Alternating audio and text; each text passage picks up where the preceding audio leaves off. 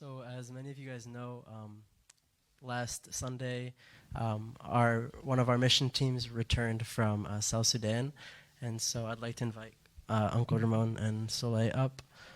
We're going to share a little bit about what we did and what happened, and just talk a little bit about this mission. First, we do have a video that shows exactly what happened when we were there. اسمي كريم كمال، أنا من مصر، من صعيد مصر، وده عايز أقول لكم أنا جاي من أفريقيا عشان أشارك في خدمة توصل لناس من أفريقيا، ومع ذلك الأمر كان مذهل بالنسبة لنا وكان في منتهى الغرابة إنك تيجي تشوف ناس في كم الاحتياج الرهيب ده. بالنسبة للمشاكل اللي شفنا أمور كتيرة جدا. طبعا ناس بسبب انفكشن دخلت في مضاعفات رهيبة والأمر أصبح في منتهى الخطورة. أنا شفت حالات كتير عملنا لها خلع، حالات كتير جدا كانت محتاجة حشو، روت كانال تريتمنت، ما قدرناش نعمل ده لأن الإمكانيات ما سمحتلناش، لكن قدرنا نعمل حشو عادي، قدرنا نعمل تنظيف جير، كل ده احتياج موجود هنا. ورغم إن كان عندنا تحديات كبيرة في نقل كل حاجات الأسنان أو إن إحنا نقدر نعقم، لكن الرب ادانا فرصة إن يبقى معانا 4 شنط فيها كل معدات الأسنان. كان عندنا تحديات صعبة في التنقلات لأن إحنا رحنا في مكان رحنا على بعد حوالي 3 ساعات أو 3 ساعات ونص من العاصمة، بس كان في كل تحدي صعب بنقابله في السكة كنا بنشعر ببركة وراحة من الرب لأن بيرسلنا لناس محتاجة. الحقيقة هنا كانت أكتر حاجة موجودة هي حالات المياه البيضاء، وللأسف إحنا ما كناش مجهزين إن إحنا نعمل عمليات، لكن أنا حاولت أساعد قدر الإمكان بالإمكانيات الموجودة. حاولنا نعمل نظارات للناس قدر الإمكان، والحقيقة كنت مهتمة أكتر بالأطفال الصغيرين لأنه حتى لو أنا في ناس كبيرة ما عرفتش أساعدها، فأنا نفسي الأطفال الصغيرين يعني أقدر أقدم لهم أي مساعدة هتساعدهم إن هم ينموا ويكونوا عندهم نظر كويس، لأن النظر بالذات هي حاجة ريت الإيج في الجروث بتاعها. لو في أي بروبلم في يونج إيج وأنا ما لحقتهاش هي هتبقى لونج تيرم بروبلم وممكن ليتر ما أقدرش أصلحها. وهنا ما فيش أي كلينكس تقدر تكشف بيها بأفوردبل برايسز. حاولت أساعد قد ما أقدر بحالات الدراينس، هنا كانت كتير حالات الألرجي لأن المكان هنا في حرارة كتير، حر كتير، فكل الحاجات دي كانت كمان. الحقيقة حالات المياه البيضاء كتير جدا وهم يمكن وصلوا لدرجة البلايندنس، هم ما بيشوفوش، هم معظمهم كان جاي بيتحسس المكان مش شايفين تماما، فدي كانت حاجة يعني كئيبة شوية إلى حد كبير كمان.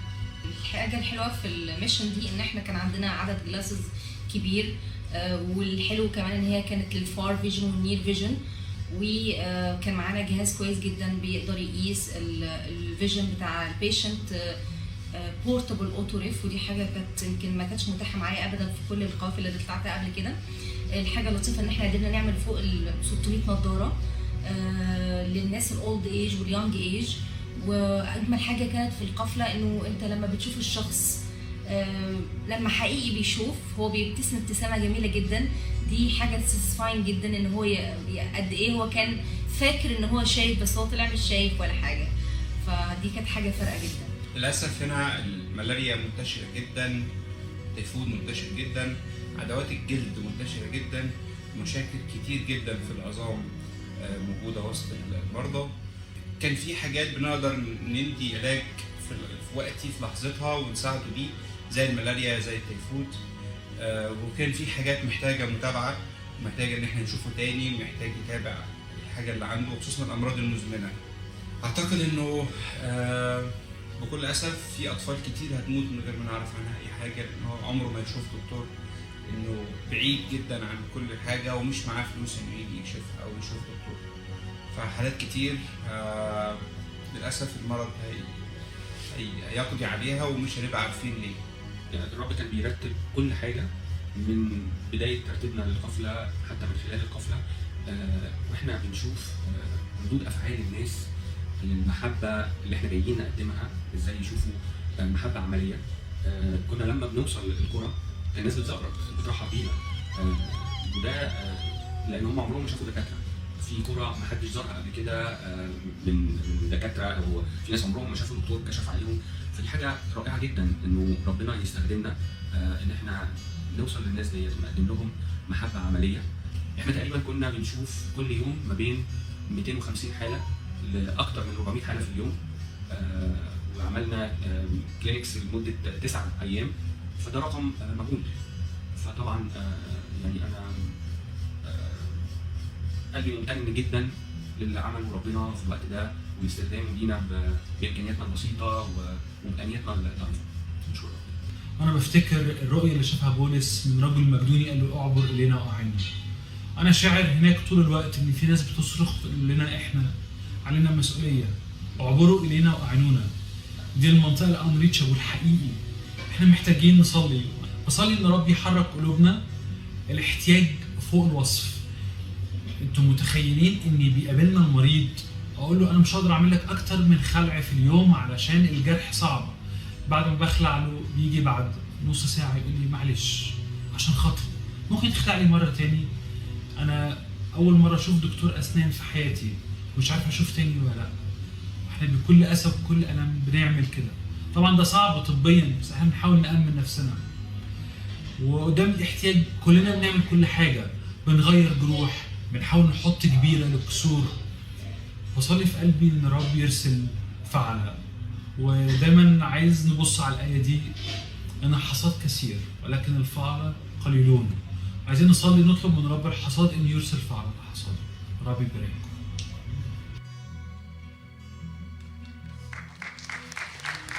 Okay, raise your hand if you know who's recorded in the Guinness World Book of Records for being the shortest woman alive for 75 years in a row. Raise your hand.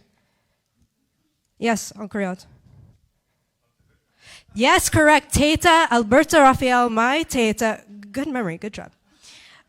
So, despite her height and any other obstacle that she faced, she did not let it get in the way of her accomplishing what she set her mind to, especially if it was something that she felt God called her to do to help people.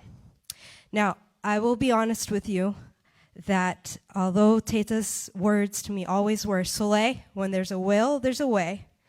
When I attended the first information session for this trip about exactly 2 months before we were supposed to leave, I was very skeptical that despite the will of our team, that the trip would accomplish what was envisioned and go smoothly. For many reasons. So first, we didn't have any doctors from our church available to go with us, but God opened the first door, and we were able to have 3 doctors from Egypt that we'd never met before come with us. Second, although already seeing that God's hand was in this by providing those doctors, I was still very worried about our lack of experience. This is the first medical missions trip our church has ever done. No medical missions team had ever gone to these villages. And we were not partnering with any nonprofit organization with resources or experience doing something like this.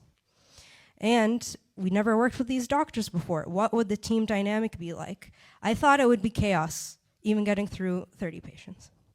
Second, again, only 2 months away, we did not have any glasses. We did not have most of the supplies or medications that we needed or devices.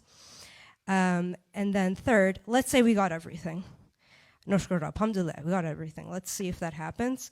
Will it get through customs in Egypt and Sudan or without getting confiscated or stolen? Because there's history of this happening before.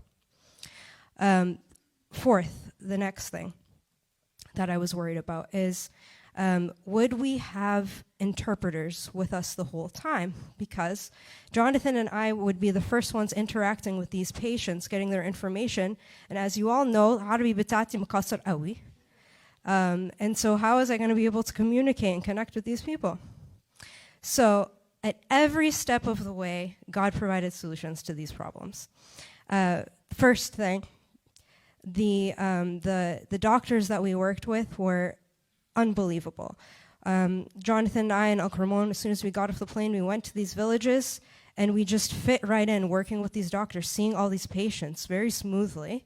They were truly a gift from God, very humble servants, a joy to be with, and they provided so much joy and healing to these people. I was baffled that we were able to get through 250 to 400 patients each day of clinic. And although it was very overwhelming, it wasn't chaotic, and we were able to provide effective and efficient treatment to all of these people. Okay, so we got everything that we needed. Did it actually get there? Not one single thing got confiscated or stolen in our travel or when we were there, which was amazing. So we had everything we needed. Now, the translation part. We did have interpreters with us, but not all of the time. And in Juba, they speak Juba Arabi. Believe it or not, this is the most miraculous part of the trip. I was able to communicate with these people بالعربي المكسر بتاعتي. And actually, in fact, because I was so terrible with my Arabic, they would laugh at me. And so that provided a point of human connection and joy and broke down barriers between us. And Jonathan now is an expert in Juba Arabi, and so if you tell him, الوجع فين, he will know. You don't even have to point to your body. You just speak to him in Juba Arabi, he'll know where your pain is. And so it was just a beautiful, amazing trip that went beyond my wildest imagination and speculation. And so Teta's words, Teta Alberta's words were echoing in my mind the whole time. When there's a will, there's a way. And this trip must have been God's will because he made a way.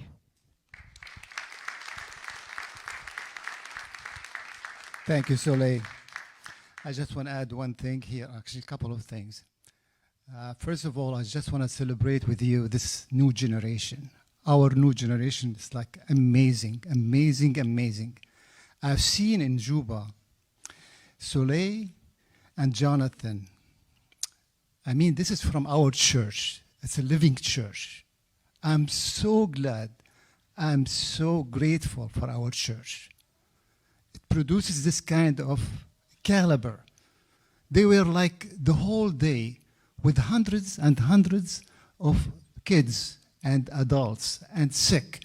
And they were like treating them with like all kind of affectionate heart. Never seen it. Never seen it in my heart. Never seen it in my life. It was amazing what they did. I'm so glad I can just like give you this picture here because I've seen it in my own eyes. That our children, our new generation in this church, it's coming forth with full potential, with full faith. And you should be very grateful for that. This is a living church. And God's willing is going to stay as living church. The second thing I want to mention that's like, some people will say, what's that? I mean, this is like a drop in a big bucket. What did you do? Actually, the question is, did we obey what the Lord asked us to do? The Lord say go. It's not our, intention to see the result, even though the result was amazing good. But its obedience is very important. Thank you very much. Okay, the last thing we want to talk about was just a little bit more details about the future of what we're going to be doing. So we do have a team that's returning in March, and I just wanted to talk about like a little bit of what our vision is. So the first thing that we want to work on is following up with patients. So this is actually a very big obstacle for us because a lot of the patients there don't even know how old they are. They don't know their date of birth. They don't know. It's difficult to communicate exactly or write down exactly who they are. So we have a few ideas that we're going to be implementing. But I think what's important is that we as a mission, we want to serve the same villages over and over again rather than expanding to many villages. And I think our goal there is to really have an impact on these people and be able to follow up with them and see them again. And then another thing is we want to work with the people that are there. So Soleil and I were talking to a lot of the youth that were there or the college age young adults because there's a few of them that are also trying to go into the medical field, and it's definitely very difficult for them. they don't have a lot of money. I know one person got through 2 years of medical school and then had to drop out. So we do want to be working with them, and hopefully that could be the future of this mission, is those people are the ones that are there continuously and following up with patients while we're visiting more periodically. And then, so I mentioned that we want to stay with the same villages, but we do want to be expanding our scope of practice. So one thing that was mentioned by Dr. Naveen was, I don't know if you could see, but that girl was only 20 years old and she had a cataract. And that was very, very common because of all the sunlight. And we think that cataract surgery is a very good step. We have a few leads on people that might be able to come with us on our next trip. And so that's going to be really amazing because it's a quick surgery and could be very impactful on them. So I think that's where how we're going to improve our practice. And then finally, kind of like our dream, we spoke a lot as a group about what we want to do in the future.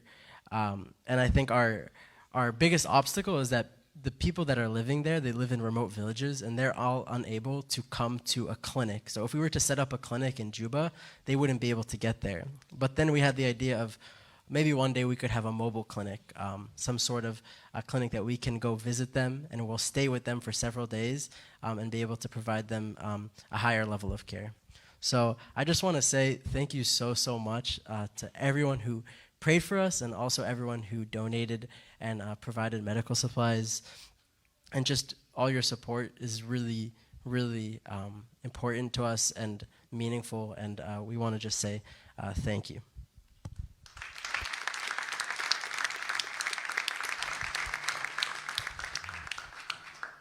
أنا عايز أكرر اللي جوناثان بيقوله. إحنا بنشكر الكنيسة جدا على كل السبورت اللي بتعمله وبتدعم الميشن تريب، وخاصة الميشن الأخرانية.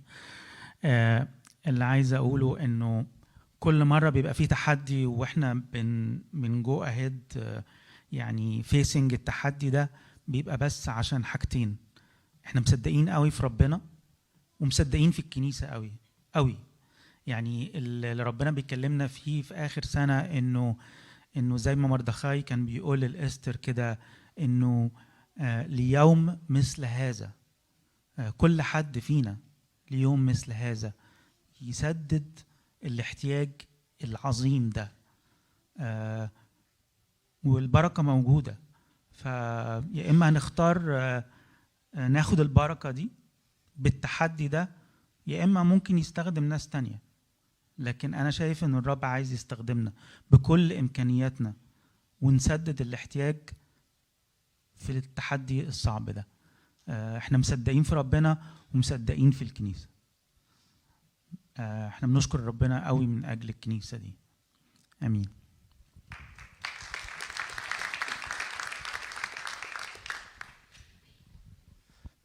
I don't know about you, but are you encouraged by what you're hearing? Amen.